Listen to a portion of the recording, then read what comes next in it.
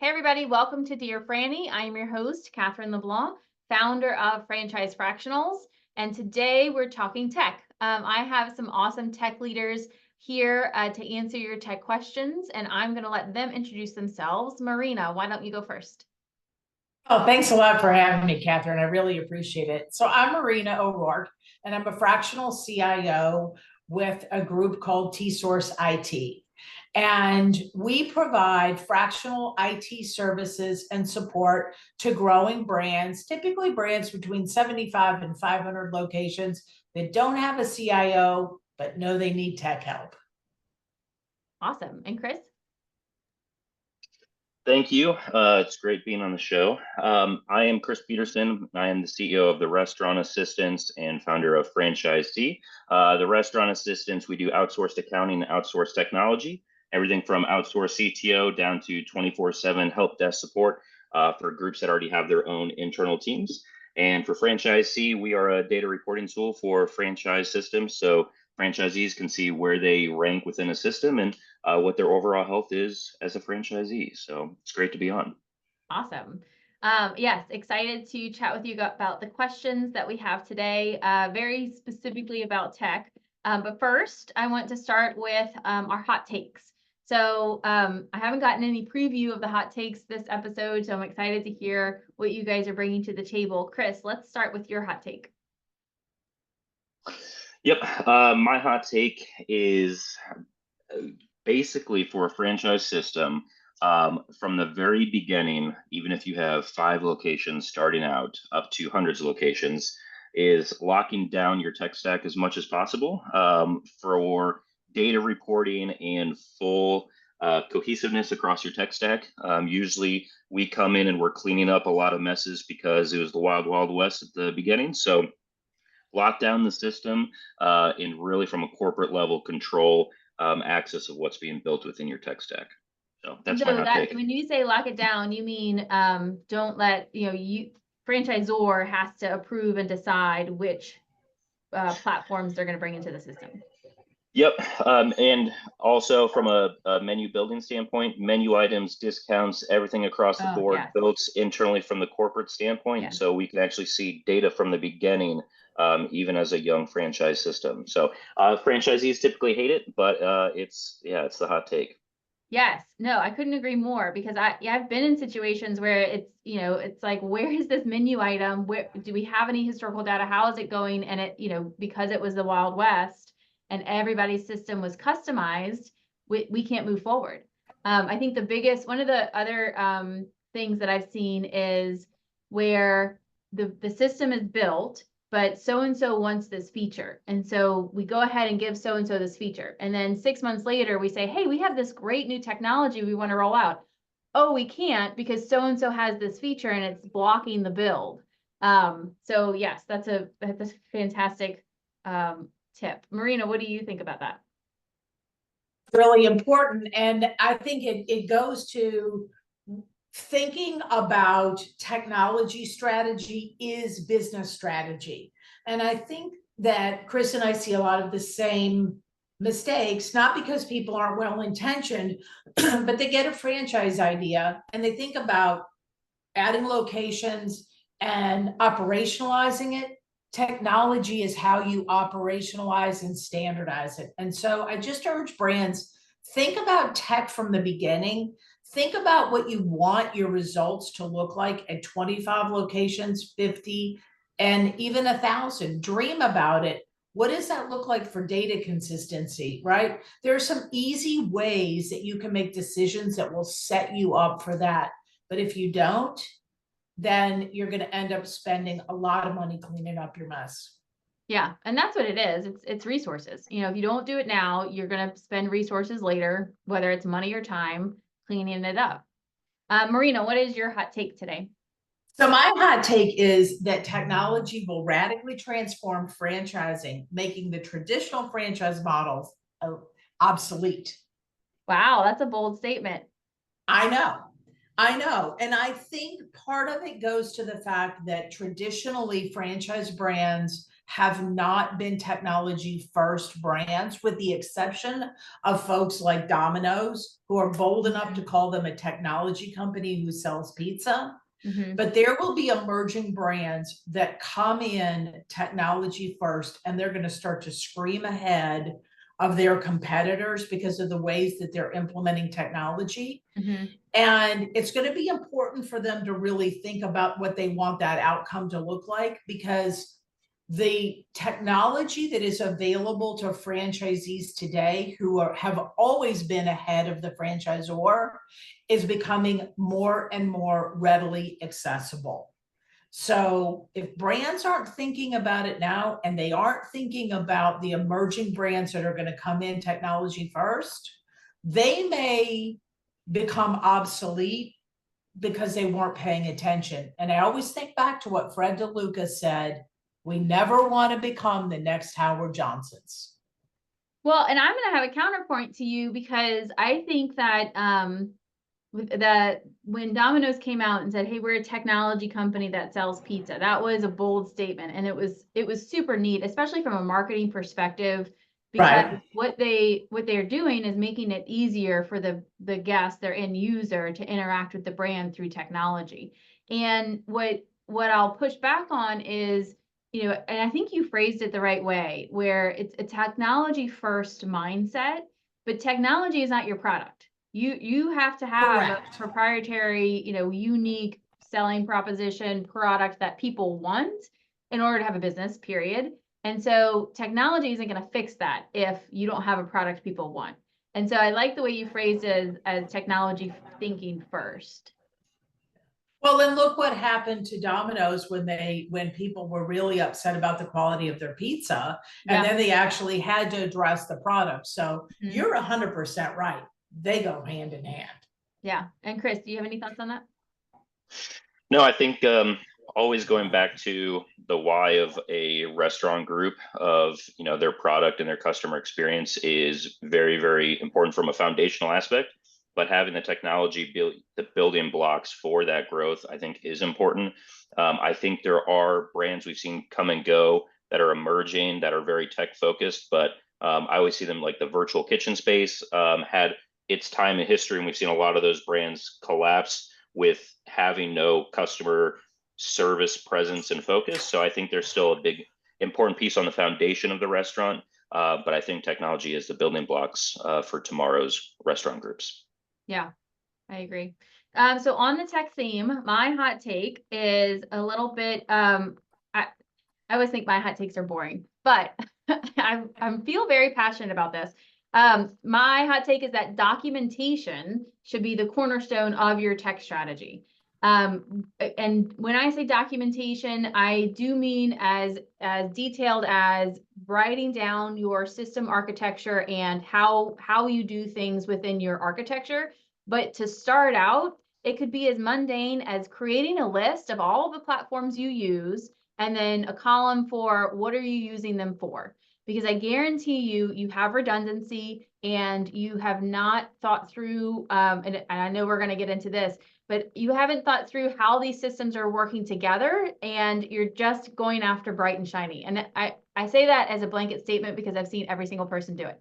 So write down what you're using, write down what you're using it for at the baseline.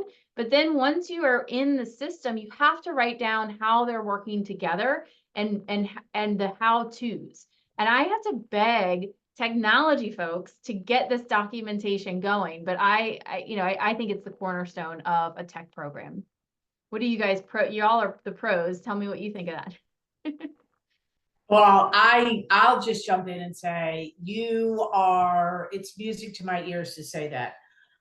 I truly believe that process, good documentation is really critical to IT. It's kind of the boring part of IT, but it's the most important part. And it's also important for people building technology to properly comment their code, document what they're doing, keep their release documentation updated. And yes, it's super important, because you have to make an assumption that you're not, if the documentation isn't for you, It's for the people who come after you. That's right. And it's to me, it's etiquette. It's good IT etiquette and hygiene. What do you think, Chris? I agree. Across the board, it is very interesting to see groups because there's a lot of tech systems that are all encompassing.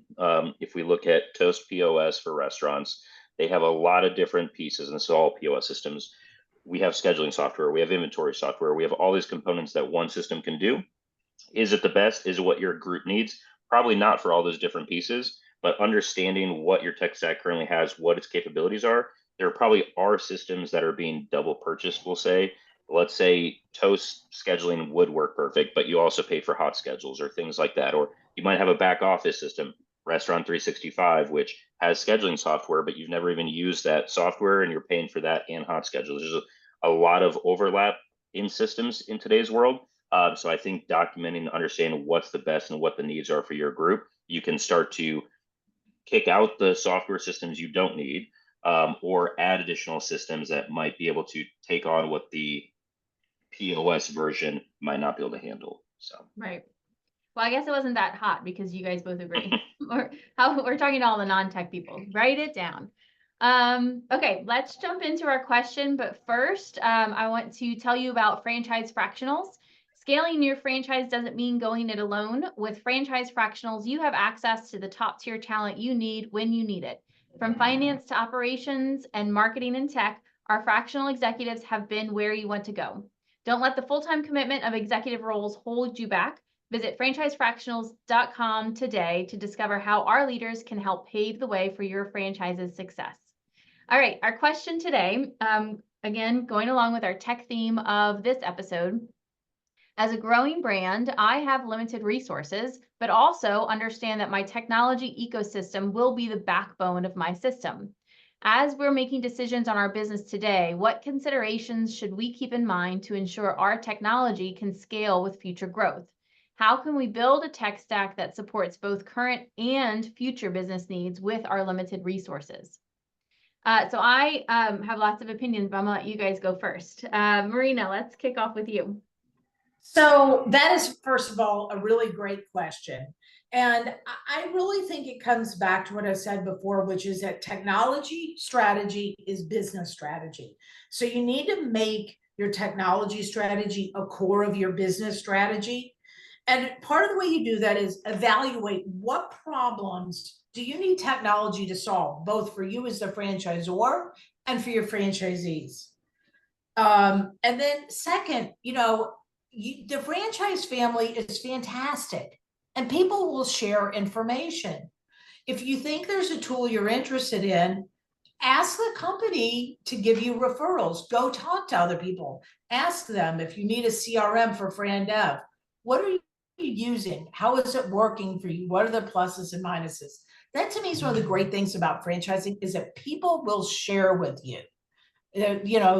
Everybody wants everyone else in franchising to do well. And I've even been able to have conversations with IT leaders of direct competitors for brands that I worked for. Mm-hmm. And look for technologies that already have integrations and see what they already integrate to.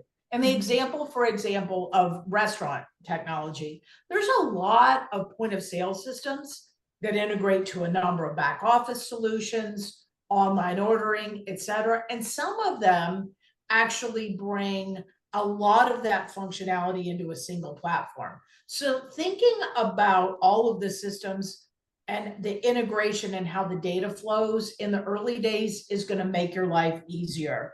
And then lastly, always do a proof of concept. Any vendor that's not willing to allow you to try before you buy to some degree should be a red flag for you. You have the right to be able to pressure test things and make sure that it works properly without making a 3-year commitment. Mm-hmm. Awesome. I have some follow-up questions, but first I'm gonna let Chris go because he might answer them. Yep. So there's a lot of different phases of growing just a franchise group. Obviously, I have been very focused on the restaurant side. I know there's a lot more franchises out there. But from the restaurant experience side, I always go back to there's POS systems, which even outside of restaurants that are great for a emerging restaurant group or franchise. Being able to focus on how we scale it beyond that initial POS system. Sometimes that POS system can grow with you. I always say, and I don't ever want to talk bad about any software systems, but Toast is a great example that I always go to of it's a good system that can really get a brand going. There's a lot of limitations on the enterprise side of things. And we have to make sure we are in a place where we can actually step away from it if need be, or if it's going to grow with us, we need to make sure it has the ability to connect new back office systems, new enterprise level software that we didn't need at the beginning. And those systems, especially starting out, outside of Toast, there's other systems as well that they will either help finance part of the equipment.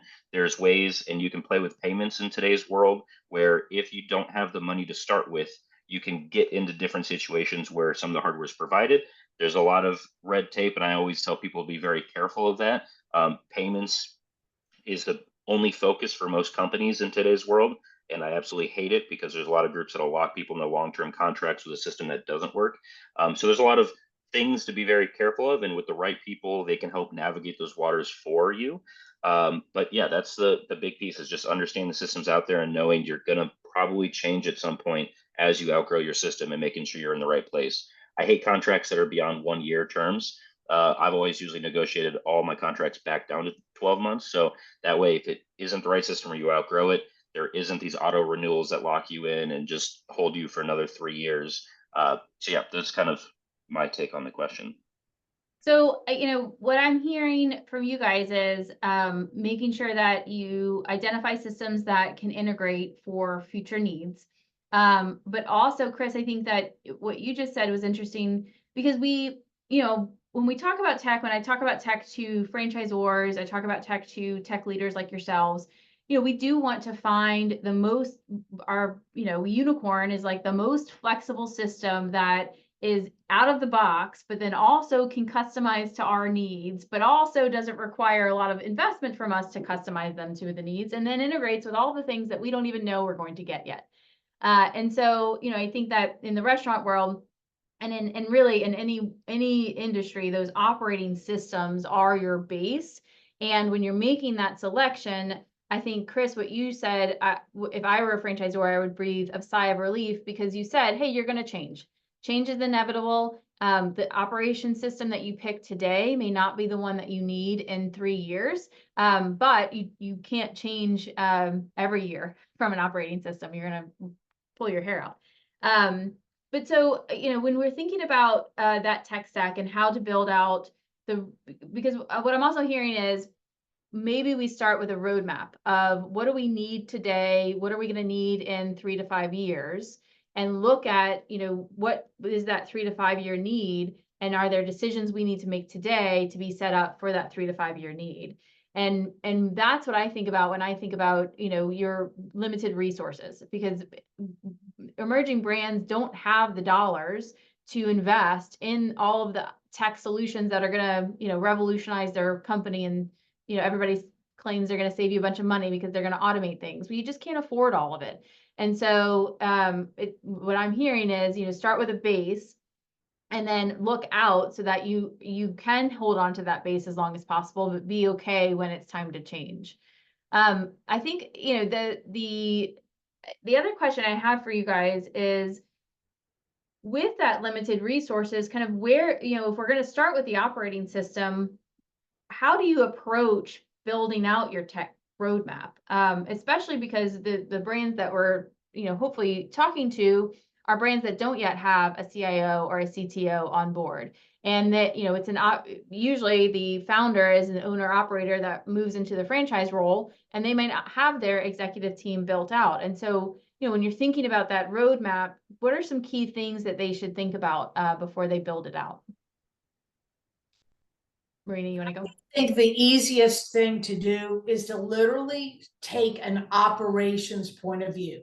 So whatever your business model is, what is it that how would you lay out those activities from all the way from getting a customer to doing the work to actually closing out and getting a good review. And whether you're a service company or a restaurant company, you can map those steps out. And then you need to think about what are the technologies that you need at every step of the way. You can't, for example, just focus on a point of sale system or an operating system without looking at the ecosystems that need to touch it, that take that life cycle. You can even do something as simple as with sticky notes, lay out what is the customer journey that I want the ideal customer to experience. What is the journey that I want my employees to experience? Because I think often companies think about the customer and not the employee.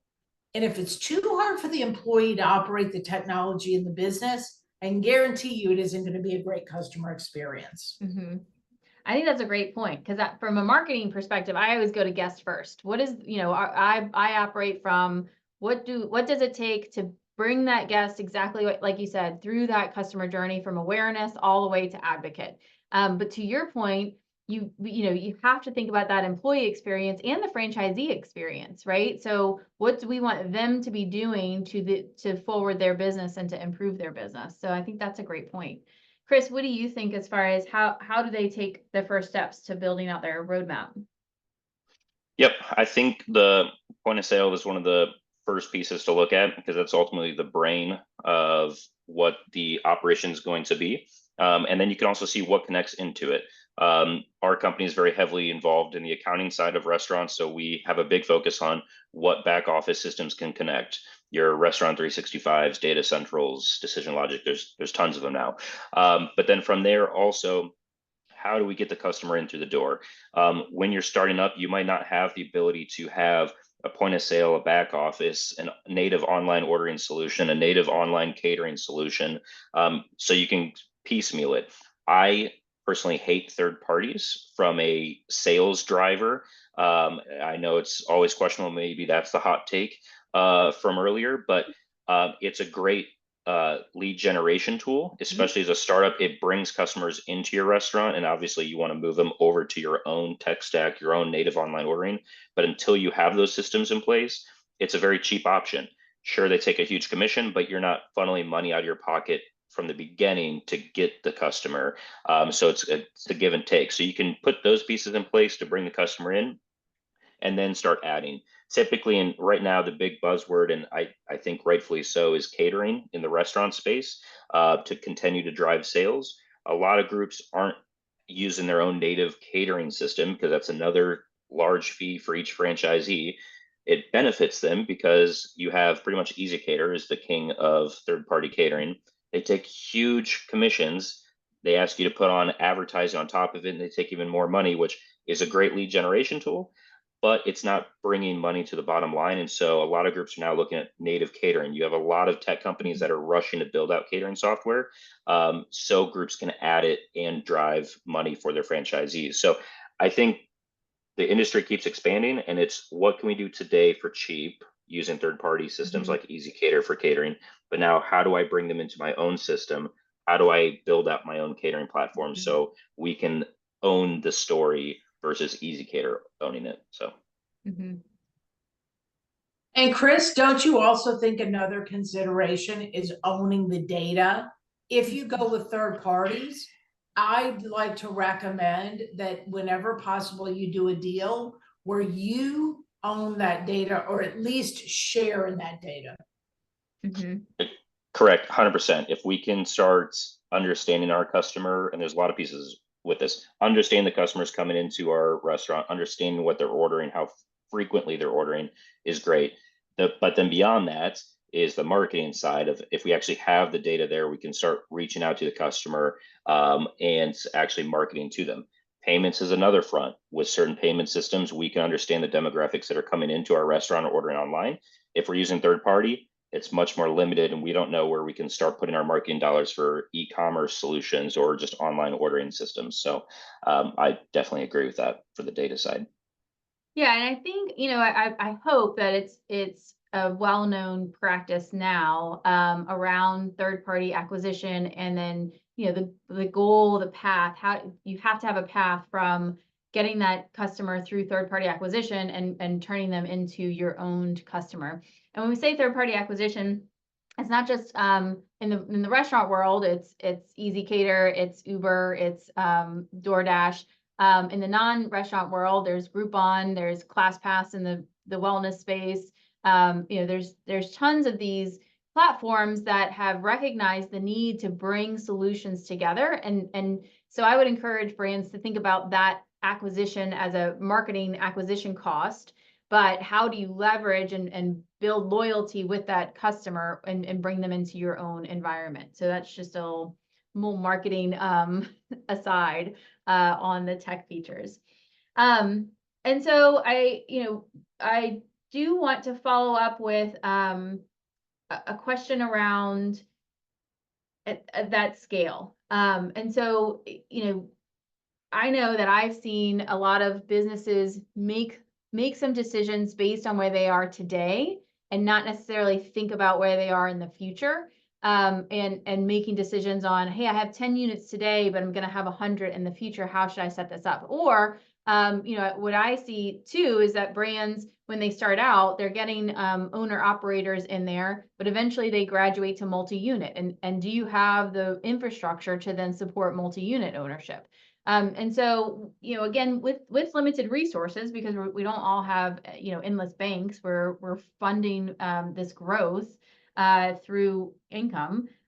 Where do we kind of draw the line on, you've got to stop with the bright and shiny. You've got to invest in the solutions you have in your hand today, so that, you have what you need to invest in the future.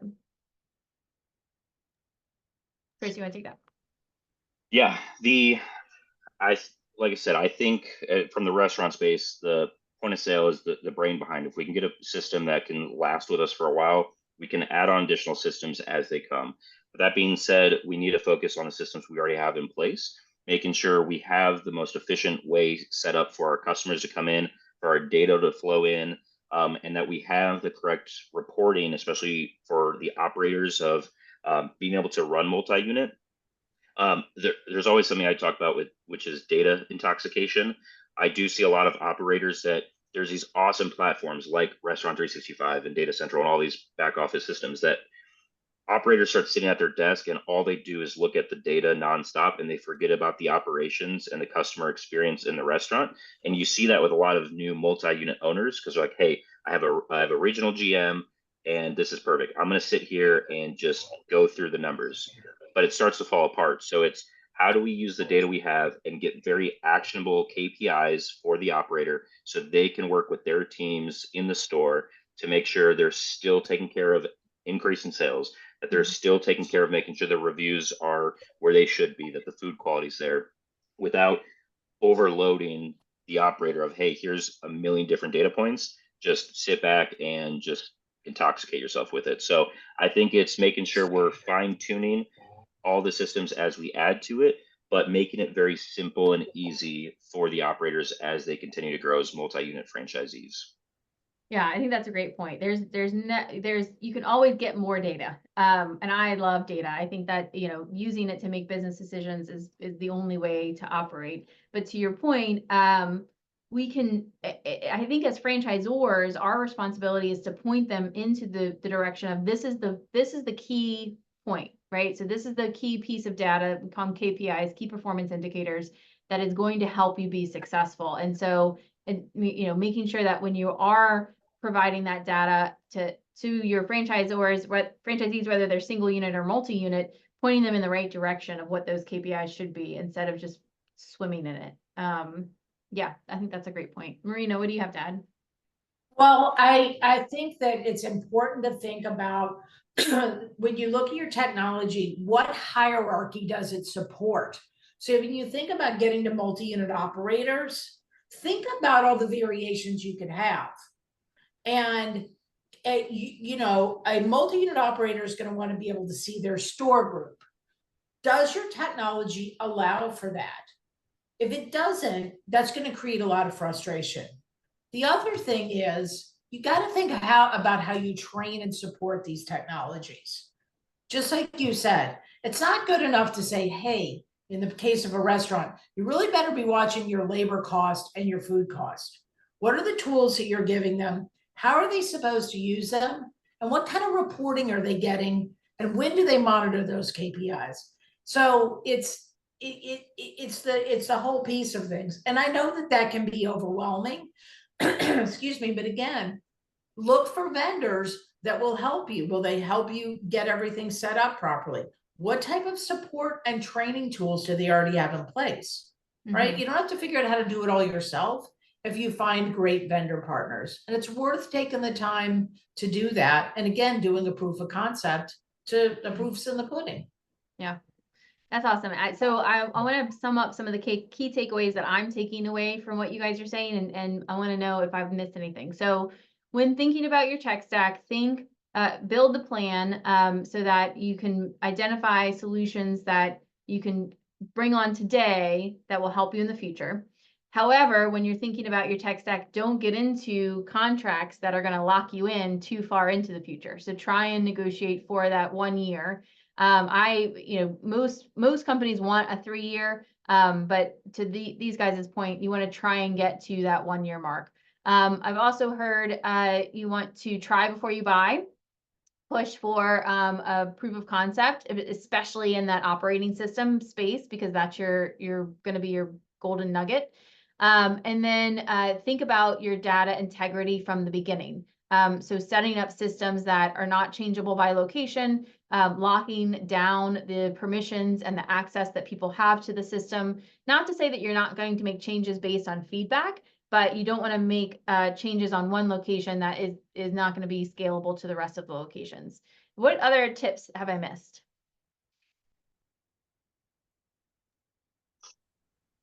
I think that's a lot of the main pieces. And I'll just high level recap that I think the big component of this is finding a group or people that can help navigate these waters that have experience with all these different vendors. And I think any vendor partner is willing to bring down terms, and it's whether it's a software or it's an outsourced partner to help oversee this.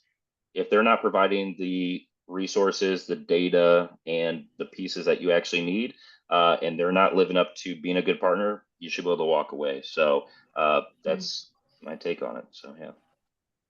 Marina, what do you want to add? Well, I think the other thing is that this is the whole point of what we bring to the table as fractional leaders, right?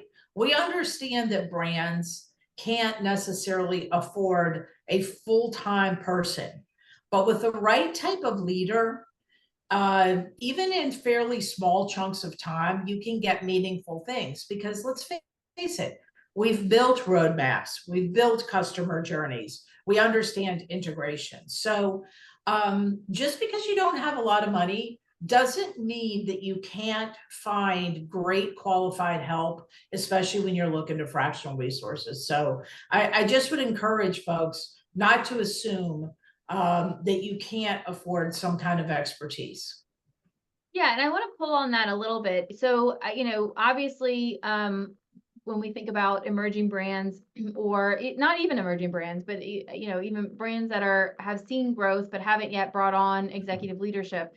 Typically, when you do start your executive team, you're starting with your ops, you're starting with your marketing. Tech, I see, is a little bit later to the game as far as having a seat within the executive team. And so, as brands are thinking about and usually what I see is that tech either lands in operations or finance. On the rare case, I can make my case, it lands with marketing. And so I would love for you guys to tell me about, you both have been CTOs at bigger brands. At what point should you think about bringing on a CTO? And before you do that, what are and Marina, you and Chris, you guys both touched on kind of what the benefit of a fractional would bring on. And I, certainly don't want to turn this into a sales pitch, but I think that understanding kind of what's the right time to have a full-time, and then what should you ask maybe a consultant to help with?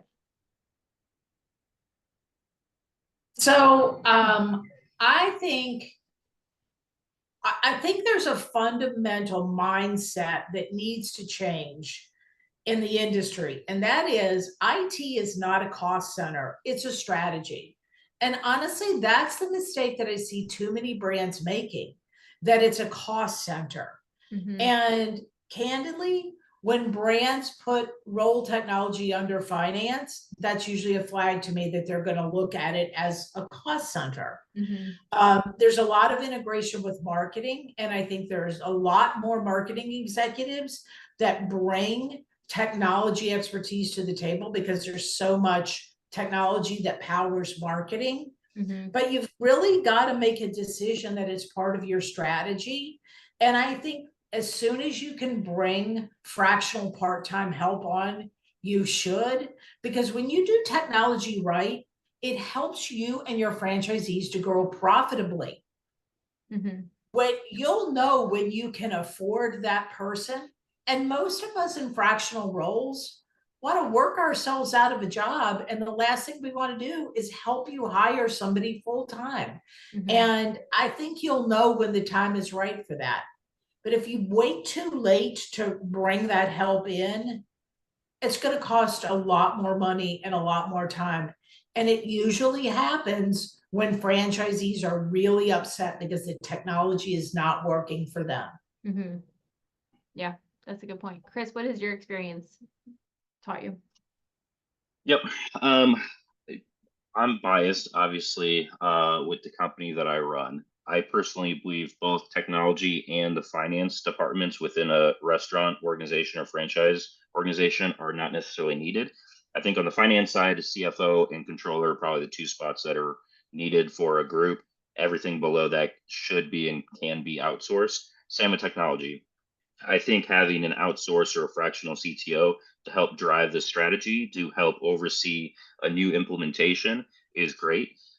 It's a lot cheaper and easier finding the right partner to also do the day to day technology, doing the internal help desk for the franchisees, doing the menu mapping for online ordering systems, the menu building in the POS.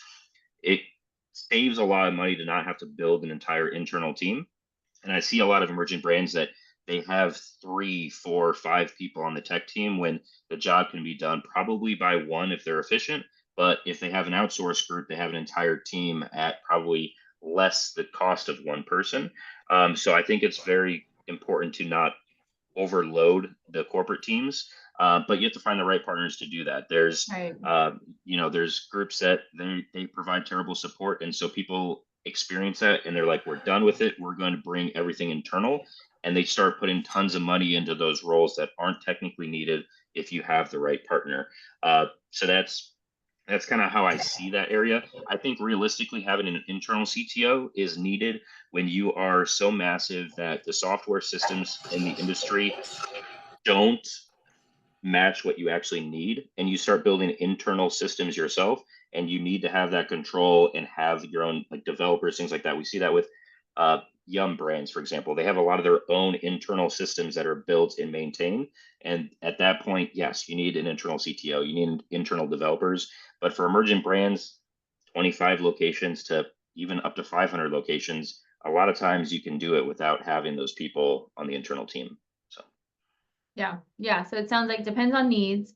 But there are some outsourced solutions that can help you be strategic before you hire a full time. And I think that's really the biggest message I'm hearing is, take the time to be strategic now with someone who's been there, done that before, so that you avoid costly mistakes in the future. Cool.